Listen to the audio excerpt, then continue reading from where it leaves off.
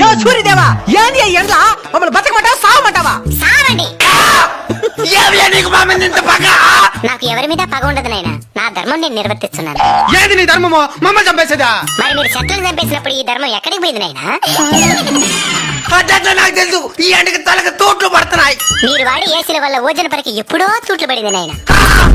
ఎండ ఎక్కువగా ఉంది ఏసీ 2 పాయింట్లు పెంచు అని అంటారు గానీ ఎండ ఎక్కువగా ఉంది 2 చెట్లు పెంచుదామని ఏ రోజైనా అనుకున్నారా?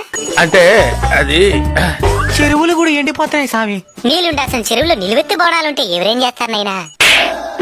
అడవులు కూడా ఎండిపోతున్నాయి స్వామి. మరి అక్కడే కదా నాయనా అపార్ట్మెంట్లు కట్టాల్సిందే. స్వామి ఈ ఎండ డంచి బయటపడేదానికి ఏదైనా మార్గం చెప్పు స్వామి. వృక్షో రక్షిత రక్షిత.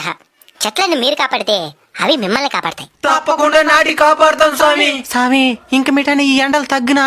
In front there is crocodile festival. అంటే ముందుంది ముసళ్ళ పండగ అని.